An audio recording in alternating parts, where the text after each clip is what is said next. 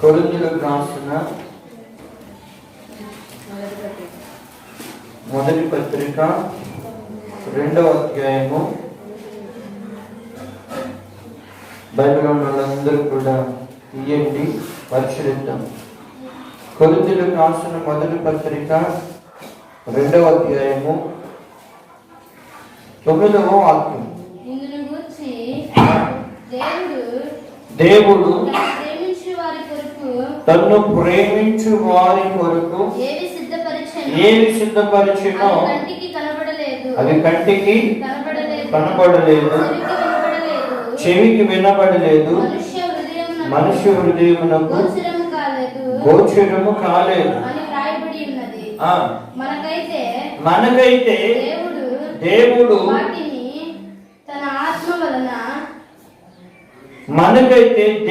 వాటిని తన ఆత్మ వలన బయలుపరిచి ఉన్నాడు. హల్లెలూయా, చేతులెత్తి హల్లెలూయా. తను ప్రేమించే వారి కొరకు దేవుడు ఏం సిద్ధపరిచాడో అది కంటికి చెవికి మనిషి హృదయమునకు గోచరము కాలేదు అని అంటూనే, మనకైతే దేవుని ఆత్మ వలన వాటిని బయలుపరిచాడు అని అపోస్తలుడు పౌలు కొరింథీ సంఘంతో మాట్లాడుతున్నాడు. హల్లెలూయా.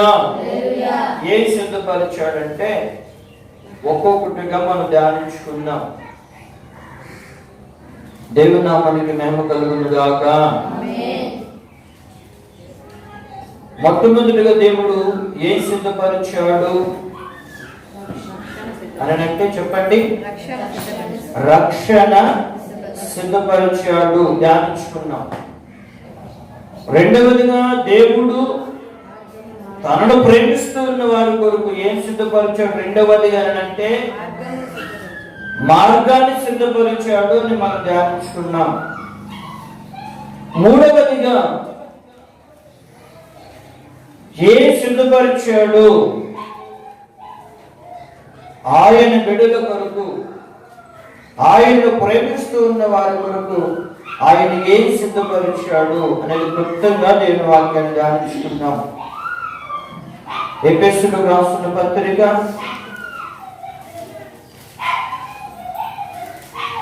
2వ అధ్యాయము 10వ వాక్యం.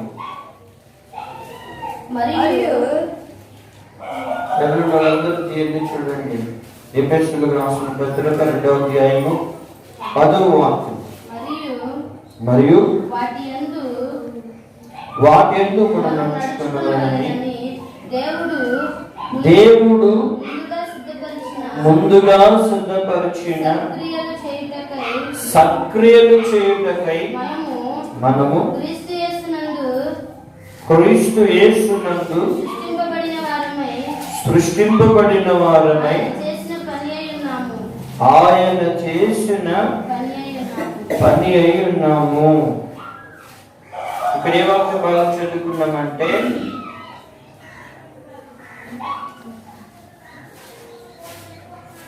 దేవుడు ముందుగా సిద్ధపరిచిన సక్రియలు చేయుటకై. ఏ సిద్ధపరిచాడంటే మూడవదిగా సక్రియలను సిద్ధపరిచాడు. ఏం సిద్ధపరిచాడు? ఒకటి, రక్షణ సిద్ధపరిచాడు. రెండవదిగా మార్గాన్ని సిద్ధపరిచాడు. ఇప్పుడు మూడోది మనం పరిశీలిస్తున్నాం. ఏం సిద్ధపరిచాడంటే సక్రియలను సిద్ధపరిచాడు. అంటే రక్షణ పొందిన వ్యక్తి, ఆయన మార్గంలోనికి వచ్చిన వ్యక్తి నడుచుకోవలసిన విధి విధానాలు ఎలా నడుచుకోవాలి అని అంటే, రక్షణలోనికి వచ్చిన వ్యక్తికి, ఆయన మార్గంలోనికి వచ్చిన వ్యక్తి మూడవదిగా తాను నడవలసిన విధానం, తాను ప్రవర్తించవలసిన ప్రవర్తన మూడవది తను ఏం చేయాలి అని అంటే సత్క్రియలను చేయాలి. దేవుడు ముందుగా సిద్ధపరిచినటువంటి సత్క్రియలను వాటి యందు నడుచుకోవాలని, వాటిని చెయ్యాలని సత్క్రియలను సిద్ధపరిచాడంట.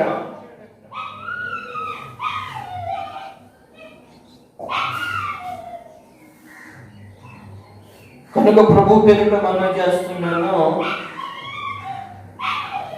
రక్షణ పొందుకున్న తరువాత ఆయన సిద్ధపరిచిన మార్గంలోనికి వచ్చిన తరువాత నీ యొక్క క్రియలు, నీ యొక్క నడవడిక, నీ యొక్క ప్రవర్తన ఎలా ఉండాలంటే సత్క్రియలు కలిగిన ప్రవర్తన కలిగిన విధి విధానములో ఉండాలని దేవుని వాక్యం సెలవిస్తూ ఉంది. హల్లెలూయా. మూడవది ఏం సిద్ధపరిచాడంటే సత్క్రియలు అంటే మంచి క్రియలు. తీతుకు రాసిన పత్రిక 2వ అధ్యాయం 14వ వాక్యం చదువుతారా?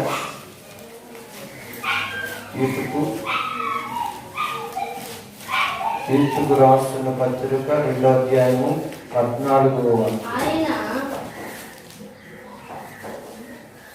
ఆయన సమస్తమైన దుర్నీతి నుండి మనలను విమోచించి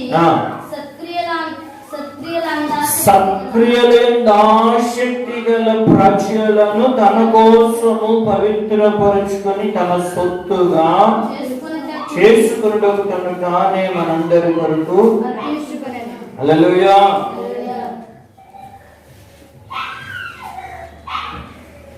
సత్క్రియలైన ఆసక్తి కలిగిన ప్రజలను ముందుగానే నిర్ణయించుకుని తన కొరకు పవిత్రపరుచుకున్నాడట.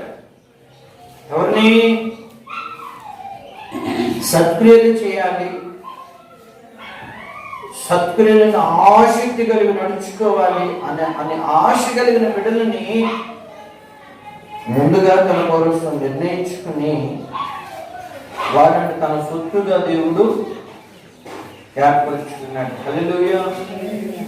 కొంచెం మనసును పెట్టాలి. నువ్వు ఆయన సిద్ధపరిచిన రక్షణలోనికి వచ్చావా? ఆయన సిద్ధపరిచిన మార్గంలోనికి వచ్చావా?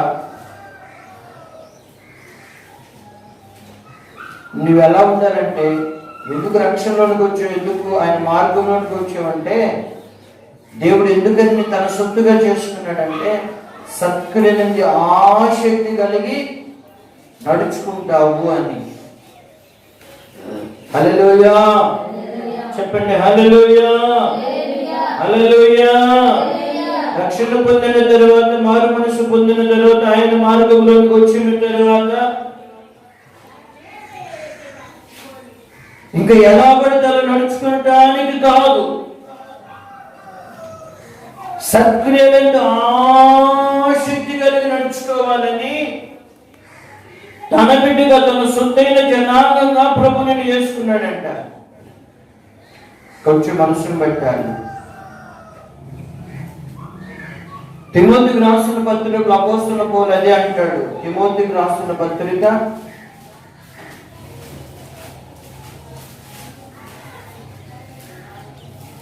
తిమోతికి రాసిన మొదటి పత్రిక 2వ అధ్యాయము 9-10 వాక్యాలు. మరియు స్త్రీలను అనుకువేయు స్వస్థబుద్ధియు గలవారై ఉండి తగు మాత్రపు వస్త్రముల చేతనే గాని జడలతోనైనను బంగారముతోనైనను ముత్యములతోనైనను మిగుల వెలగల వస్త్రములతోనైనను అలంకరించుకొనక. అమ్మ వేటిని అలంకరించుకోకూడదంట? మాట్లాడుతున్నా.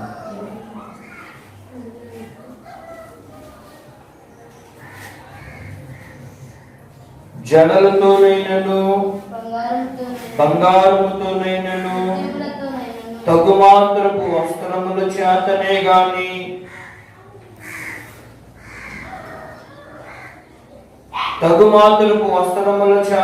గాని జడలతోనైనను బంగారముతోనైనను ముత్యములతోనైనను మిగుల వెలగల వస్త్రములతోనైనను అలంకరించుకొనక. ఎన్ని వాక్యాలు అన్నాడు? దైవభక్తి గలవారు మనం చెప్పుకొను స్త్రీలకు తగినట్లుగా సత్క్రియల చేత తమ్మును తామే అలంకరించుకొనవలెను.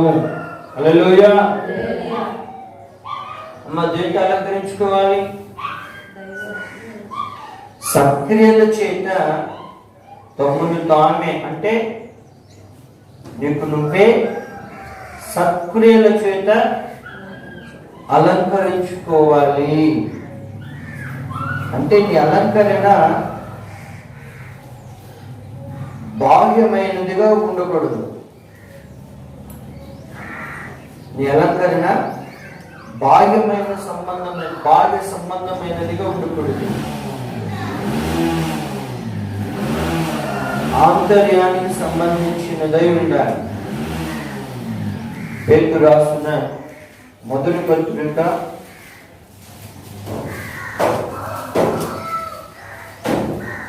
3వ అధ్యాయము 3వ వాక్యం.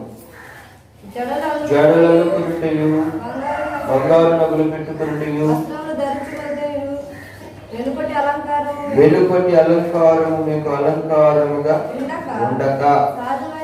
చెప్పండి సాధువైనట్టు మృదువైనట్టునైనా గుణమును అక్షరంకారము గల మీ హృదయపు అంతరంగ స్వభావం మీకు అలంకారముగా ఉండవలను. అది దేవుని దృష్టికి మిగుల విలువగలది. హల్లెలూయా. ఎంత అలంకరించుకోవాలంట? సాధువైనట్లునైనా మృదువైనట్లునైనా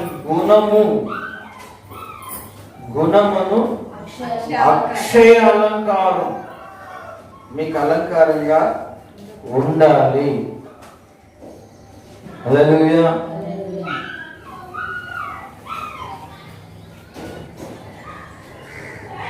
వెళ్ళేదేమో ప్రార్థన మందిరానికి వెళ్ళేది ఉన్నది ఒకే చెడ. ఒక ఆమె ఆ జడ్ని ఆ ఒక్క జడ్ని 5-6 జడ్ల కింద చేసింది. ఇటు పెట్టింది ఇప్పుడు వెనకలాగింది. అంటే ఎన్ని రకాలుగా కొంచెం మనసును పెడతాను.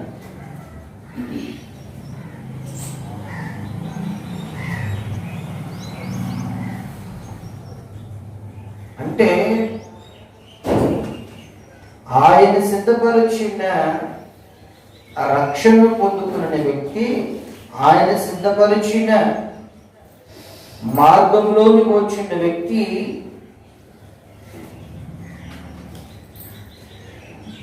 ఒక శ్రేష్టమైన అలంకారం కలిగి ఒక శ్రేష్టమైన వాటిని అలంకరించుకోవాలి అని అంటుంది. అవి వెలుపటి అలంకారంగా ఉండక సాధువైనట్టు మృదువైనట్టునైనా మీ గుణమును అక్షయాలంకారానికి అలంకారంగా ఉండాలి.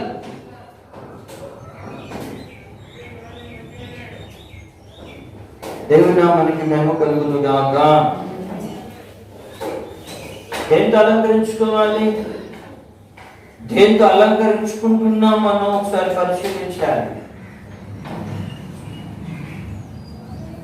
ప్రియమైన దేవుని బిడ్డలారా, అందుకే అపోస్తలుడైన పౌలు అంటున్నాడు, కాస్త దైవ భక్తి గలవారమని చెప్పుకొను స్త్రీలకు తగినట్లుగా సత్క్రియల చేత మిమ్మల్ని మీరే అలంకరించుకోండి. ఏం క్రియల చేత? సక్రియల చేత మిమ్మల్ని మీరే అలంకరించుకోండి. హల్లెలూయా చెప్పండి, హల్లెలూయా. కొంతమందిని చూస్తే వీళ్ళు ప్రార్థనకు వెళ్తున్నారా, సినిమాకు పోతున్నారా అర్థం కాని పరిస్థితి. మనోళ్ళు కాదులే, వీళ్ళు పోయేది ప్రార్థనగా లేకపోతే సినిమాకు పోతున్నారు అర్థం కాని పరిస్థితి.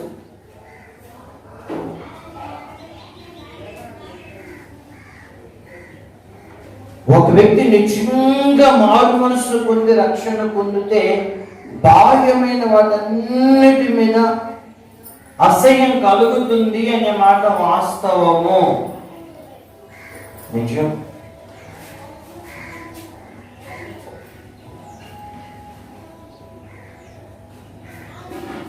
కనుక ప్రభు పేరిట మనం చేసుకున్న నువ్వు బాహ్యమైన వాటికి చోటిస్తున్నావా, లేక ఆంతర్య పురుషుడికి అంతరంగాన్ని సరిచేసుకునడానికి మృదువైనట్టు సాధువైనట్టు మృదువైనట్టు గుణము అనే అక్షలంకారాన్ని, గుణాన్ని సరిచేసుకునడానికి ఇష్టపడుతున్నావా? కొంచెం గమనించాను. ఆ మధ్య నేను ఎప్పుడు వాక్యం చెప్పడానికి వెళ్ళా. ప్రార్థన ప్రారంభించాడు పాస్టర్. 7 గంటలకి ఉండండి పాస్టర్ అంటే 7 గంటలకి నేను వెళ్ళాను. రాత్రి పూట ప్రార్థన జరుగుతూ ఉంది. సరే పాటలు పాడుతున్నాడు, పాడారు గంటన్నర సేపు, గంటన్నర పైగానే పాటలు పాడారు. పాటలు పాడిన తర్వాత పాస్టర్ ఆరాధన చేశారు.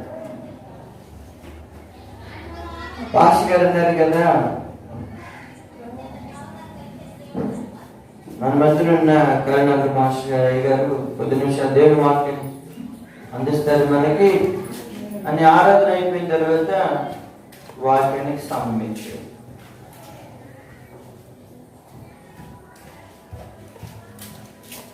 వాక్యానికి సంబంధించారండి. వాక్యం చెబుతామని పైకి మైక్ పట్టుకు లేచి నిలబడ్డారు. మన ప్రభునేశ్వరిస్తున్నాంలో కూడా మీకు అందరికీ నా హృదయపూర్వకమైన వందనాలని మైక్ దర్శనం చెప్తా ఉన్నాను. ఈ లోపల హడావుడిగా ఒక ఆమె వచ్చింది. అప్పుడు ఆరాధన స్టార్ట్ చేస్తే 2 గంటలు అయింది. అమ్మ వినండి, ఆరాధన స్టార్ట్ చేస్తే 2 గంటలు అయింది. అడవుడుగా ఒక ఆమె అప్పుడు వచ్చింది. ప్రార్థనకి వచ్చి వెనకలు కూర్చోలే. మనుషులందరూ దాటుకుంటూ ఎక్కడికి వచ్చింది?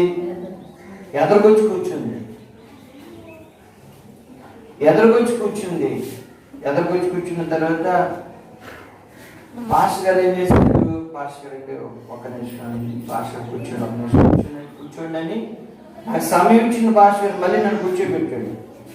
కూర్చోబెట్టి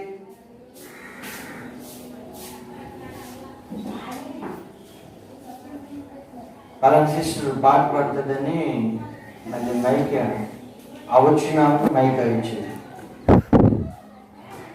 సరే ఆ పాట ఎత్తింది. ఉన్న పాతునా చూచున్నాను నీ పాద సన్నిధి కో రక్షక. ఏ పాట పాడుతుంది? మాట్లాడుతున్నాము కాస్త. ఉన్నా పాడుతున్నా వచ్చుచున్నాను నీ పాద సన్నిధికి పాట పాడుతుంది.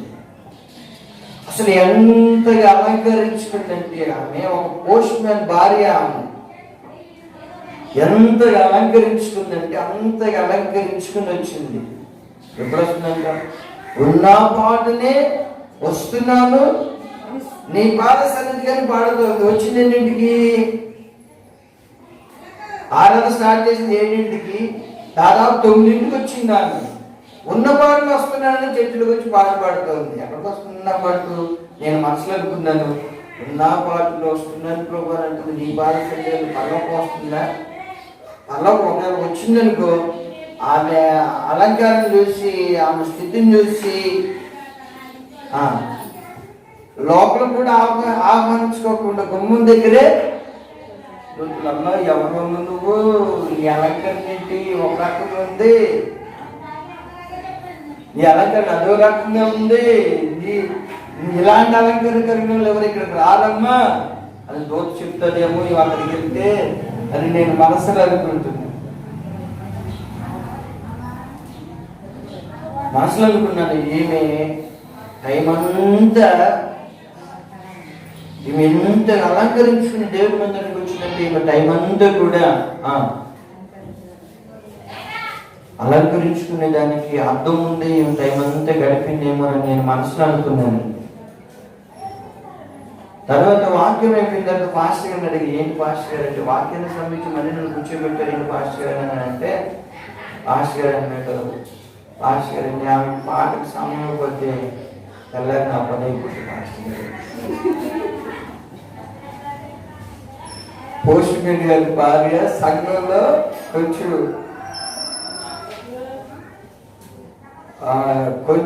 ఆ మాట పాస్టర్ గారు అన్నమాట. ఆయన అంటున్నాడు, పాస్టర్ గారు అంటే ఆ పాట అయిపోతే తెల్లారి నా పని అయిపోతే పాస్టర్ గారు అని అన్నాడు. సరే వాక్యం చెప్పాను, నేను ఇదే వాక్యం చెప్పాను నేను ఆ రోజున.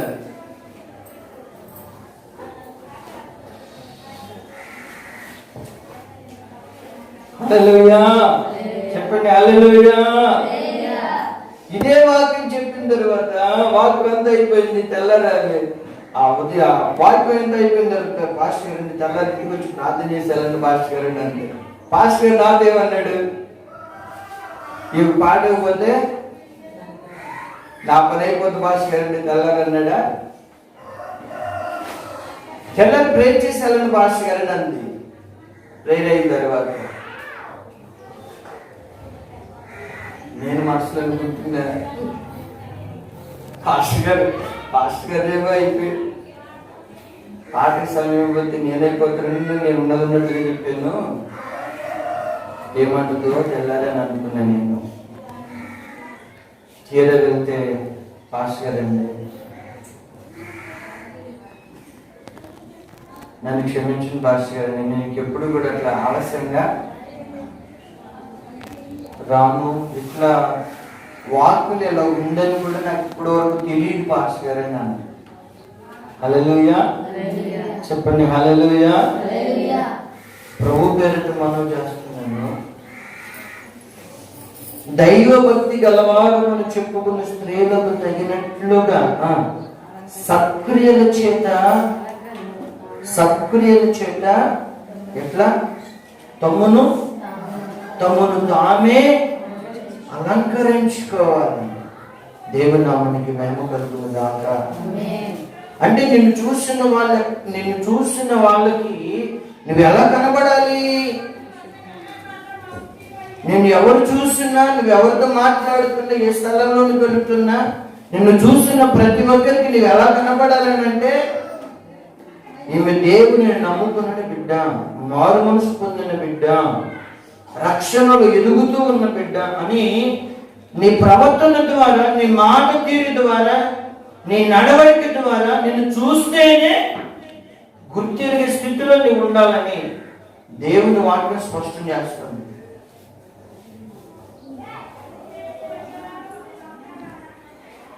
హల్లెలూయా. ప్రభు పేరిట మనం చేస్తున్నాను.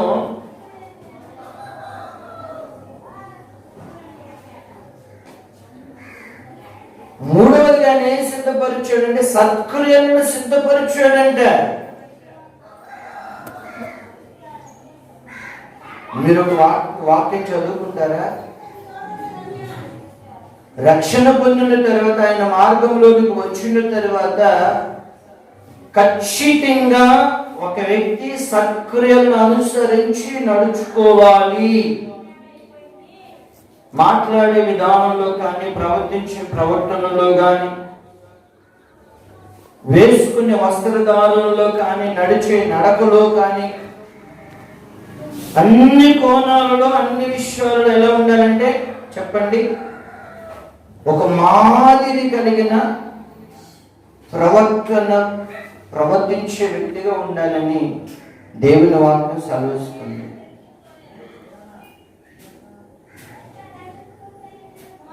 యవన ప్రాయంలోనే తన భర్తను కోల్పోయిన ఒక ఆమె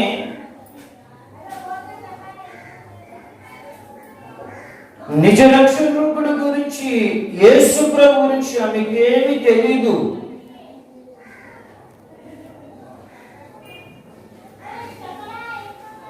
అన్యుల కుటుంబంలో పుట్టినటువంటి వ్యక్తి, పరిశుద్ధత అంటే ఏంటో తెలియని వ్యక్తి, అలాంటి వ్యక్తికి వివాహం అయింది. అనుకోకుండా భర్త చనిపోయాడు. ఆ కుటుంబంలో విషాదం అల్లుకుంది. కానీ ఆమె భర్త చనిపోయినప్పటికీ ఇంట్లో అంతే దగ్గరున్న తన ప్రవర్తన సపరేట్గా ఒక ప్రత్యేకమైన కనబడుతుంది. పొలములోనికి వెళ్ళి పరిగెడుకుంటున్న తన ప్రవర్తన ప్రత్యేకంగా కనబడుతుంది.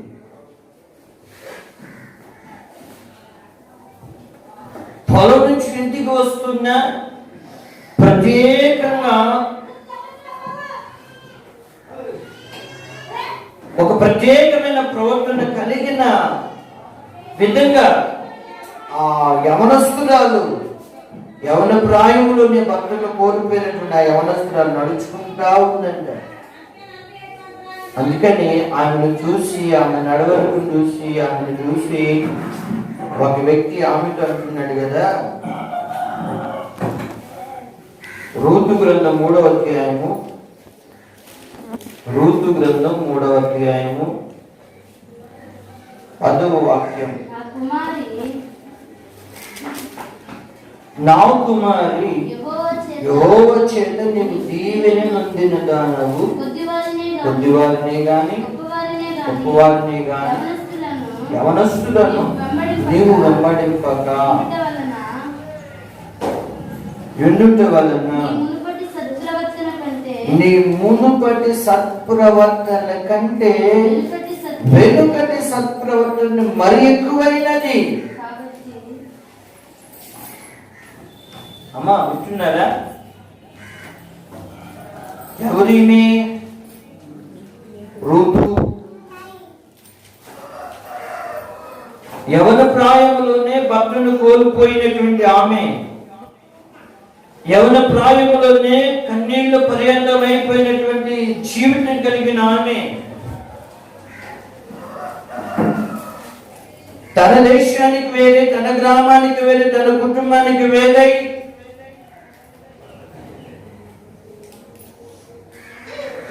భర్త చనిపోయినప్పటికీ కూడా అత్తని విడిచిపెట్టకుండా ఒక యోగ్యమైన ప్రవర్తన కలిగిన వ్యక్తిగా ఈమె నడుచుకుంటా వస్తా ఉందని లేఖనం స్పష్టం చేస్తుంది. ఈమెను బోయాజు అనే వ్యక్తి చూసి ఏమంటున్నాడంటే, మా యెహోవా చేత నీవు దీవెన నొందిన దానవు. నీవు ఇప్పుడు నా పొలంలోకి వస్తున్నావా? ఇక్కడ చాలా మంది యవనస్తులు ఉన్నారు, కొద్ది మంది ఉన్నారు, గొప్పవారు ఉన్నారు, అంటే పేదవాళ్ళు ఉన్నారు, గొప్పవాళ్ళు కూడా ఉన్నారు, యవనస్తులు ఉన్నారు.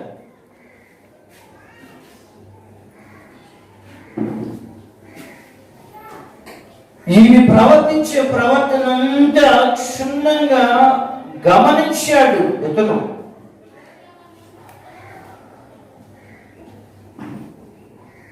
అందరూ ఆ పొలంలో పని చేసుకుంటూ భోజనం చేసినప్పుడు అలా ప్రశాంతంగా కూర్చున్నారనుకో, ఈమె కూడా సపరేట్గా ప్రశాంతంగా కూర్చుని ఉంటుంది. వాళ్ళతో మాట్లాడదాం, వీళ్ళతో మాట్లాడదాం, కాస్త ముచ్చటిద్దాం, అర్థమవుతుందండి? ఆ మాటలు ఈ మాట చెప్దాం, మాటలు కలుపుకుందాం, ఇదేం లేదు.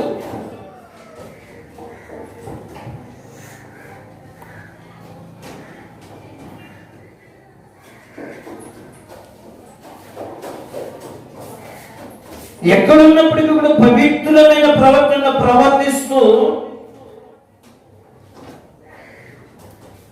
ఆమె ప్రవర్తన, ఆమె యొక్క సత్క్రియలు కాలక్రమేణ ఏమైనా వచ్చినాయి అంటే, ఆమె అతని చేరు అడుగుపెట్టిన ప్రారంభం నుంచి కూడా జరిగిన ఈ సమయం వరకు కూడా గమనిస్తానే ఉన్నాడు బోయజు. గమనించిన వాడు అంటున్న మాట ఏంటంటే, నీ మునుపటి సత్ప్రవర్తన కంటే నీ వెనుకంటే సత్ప్రవర్తన మరింత అధికమైంది. కొంచెం మనసును పెట్టారు.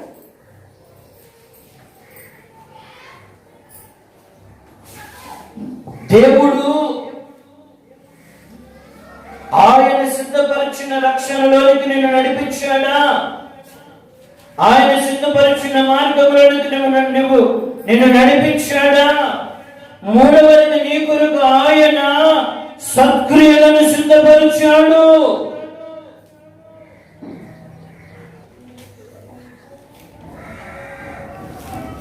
కొంచెం మనసును పెట్టాలి. యవన ప్రాయంలో భర్తను కోల్పోయినటువంటి ఆమె తన హద్దును చూసుకునే విధి విధానములో కానీ,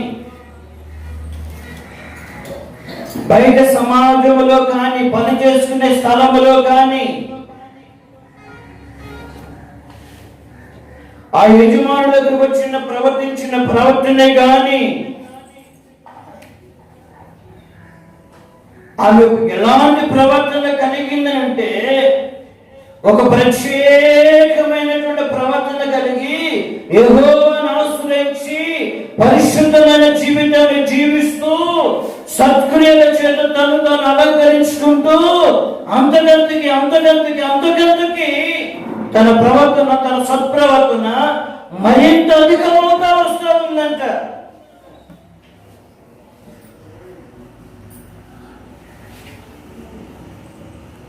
కొంచెం మనసును పెట్టాలి. ఎందుకని సత్ప్రవర్తన కలిగి నడుచుకోవాలి? ఎందుకని సత్క్రియల చేత మనల్ని మనం అలంకరించుకోవాలి?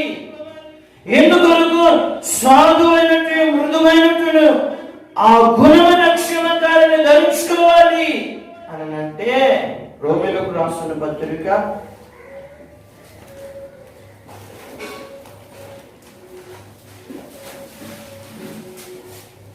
రోమా పత్రిక 2వ అధ్యాయము 7వ వాక్యం.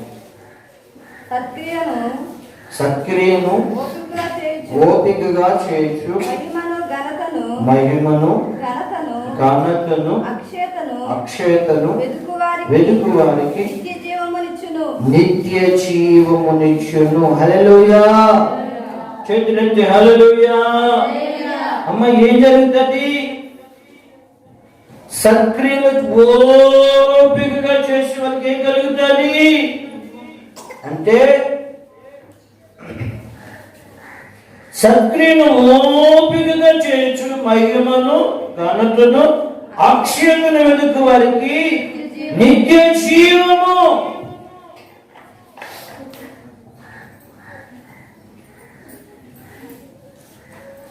దేవుని నామానికి మహిమ కలుగును గాక. సత్క్రియలు అంటే మంచి క్రియలు.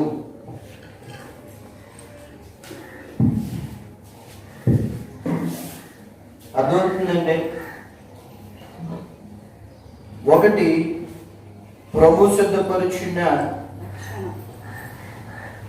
సిద్ధపరిచిన రక్షణలోనికి వచ్చావు, మారు మనసు పొందావు, బాప్తిసం తీసుకున్నావు. రెండవదిగా, ఆయన సిద్ధపరిచిన మార్గములోనికి వచ్చావు, ఆయన మార్గంలోనే నడుచుకుంటున్నాం. మూడవదిగా, ఆయన సిద్ధపరిచిన ముందుగానే సత్క్రియలు సిద్ధపరిచాడంటే ఆ సత్క్రియలను మనము చెయ్యాలి. ఆయన సత్క్రియలు అనుసరించి నడవాలి. హల్లెలూయా చెప్పండి, హల్లెలూయా హల్లెలూయా. ప్రభు పేరుతో మనం చేస్తున్నాం. ఈ ప్రవర్తన ఎలా ఉంటుంది? రూతు ప్రవర్తన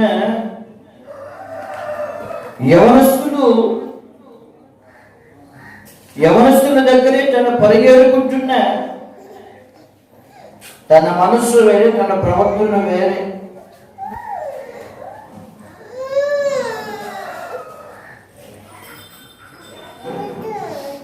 అతతోనే ఉంటున్నా తన ప్రవర్తన వేరే.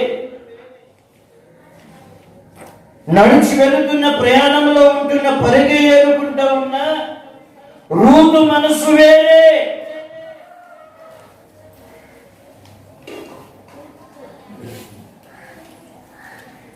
సద్ప్రవర్తన కాలక్రమేణా రోజులు గడిచే కొద్ది తన సత్ప్రవర్తన మరి అధికమవుతూ వచ్చిందంట.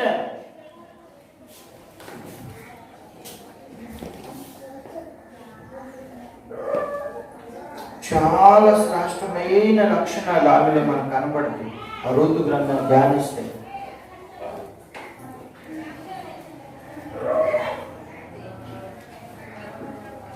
పరిగి ఏర్పరచుకుందా,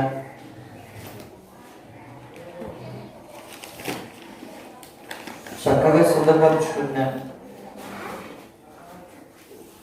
కొన్ని తను తింది, కొన్ని చెప్పండి ఆమె అత్తయ్యకి కూడా మాట్లాడుతున్నా.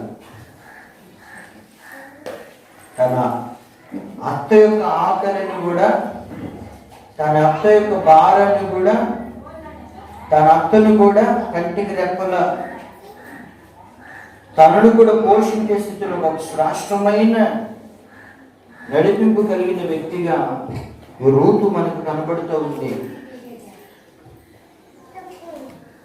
వాళ్ళిద్దరూ తిని తృప్తి పొందారంట. ఆమె నడవడినంతటిని చూస్తే ఆ బోయోజు అంటాడమ్మా, వేరే పొలంలోకి వెళ్ళద్దు, మేము ఈ కోతలో ఈ కట్టెతులో ఇదంతా ముగించేంత వరకు, పనంతా ముగించేంత వరకు ఏ పొలంలోనికి వెళ్ళొద్దు, వేరొక పొలంలోనికి ఏరుకొనడానికి వేరొక పొలంలోనికి వెళ్ళొద్దు, ఇక్కడే నిలకడగా ఉంటాడు, ఉండు అని అంటాడు. అర్థమవుతుందండి? వాళ్ళు చూస్తారా, వీళ్ళు చూస్తారా? ఆ కట్టలు కట్టలు కట్టున్నాయి, దొంగతనానికి ఏదైనా తెచ్చుకున్నాం, ఏమీ లేదు. ఇంట్లో అవసరం ఉంది, తెచ్చుకుంటేనే తినే స్థితి, తెచ్చుకుంటేనే కడుపు నిండేది. ఆ కడుపు పేదరికలో ఉన్నప్పటికీ కూడా రూతు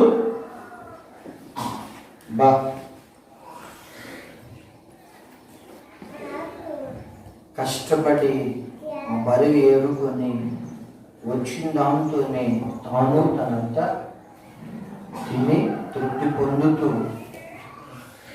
దేవుడు వారికి ఇచ్చిన దానిని బట్టి తృప్తి చెందుతూ వచ్చిన వ్యక్తి. హల్లెలూయా. కనుక ప్రభు పేరుతో మనం చేస్తున్నాం, ఏదిని ఆశించిన వ్యక్తి కాదు. బోయజ్ అంటున్నాడు, నువ్వు కొద్దివారినే కానీ వారినే కానీ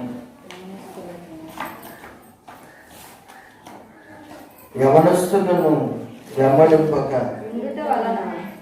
హల్లెలూయా హల్లెలూయా. యవనస్తులను వెంబడింపక ఇందుటి వలన. ఎంత గొప్ప మాట్లాడండి.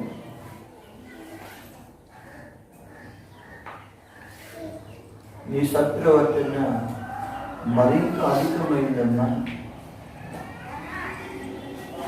నువ్వు యెహోవా చేత దీవెన నుండిన దానవు. దేవుని నామానికి మహిమ కలుగును గాక. కనుక దేవుని వాక్యం అంటుంది, సత్క్రియల చేత తమ్మును తామే, మిమ్మల్ని మీరేం చేసుకోవాలంట? దైవ భక్తి గలవారు మనం చెప్పుకునే స్త్రీలకు తగినట్లుగా సత్క్రియల చేత మిమ్మల్ని మీరే అలంకరించుకుంటున్నావో లేదో పరిశీలించుకోవాల్సిన స్థితి అంతైనా ఉంది. సత్క్రియల చేత అలంకరించుకుంటున్నావా? కుటుంబంలో ఎలా నడుచుకుంటున్నావు? నీకు ఇచ్చిన అత్త పట్ల ఎలా నడుచుకుంటున్నావు? భర్త పట్ల ఎలా నడుచుకుంటున్నావు? పిల్లల పట్ల ఎలా నడుచుకుంటున్నావు? అన్ని కోణాలలో పనికి వెళుతున్నావు, సమాజంలో ఉంటున్న, నలుగురిలో ఉంటున్న, ఒంటరిగా ఉంటున్నా సత్ప్రవర్తన కలిగిన స్త్రీగా, సత్ప్రవర్తన ఎదుగుతూ ఉన్న స్త్రీగా, ఎదుగుతున్న వ్యక్తిగా ఉంటున్నావా లేదా ఒకసారి పరిశీలించుకోవాలి. సత్క్రియను ఓపికగా చేర్చు ఆ మహిమను, ఘనతను, అక్షయను వెతుకు వారికంట ఏం దొరుకుతుందంటే నిత్య జీవము దొరుకుతుంది. హల్లెలూయా. అతి కృప దేవుడు మనందరికీ అనుగ్రహించునుగాక. మోకరితో చిన్న ప్రార్థన చేసుకున్నాం. మహోన్నతుడా, పరిశుద్ధుడా, స్తోత్రం.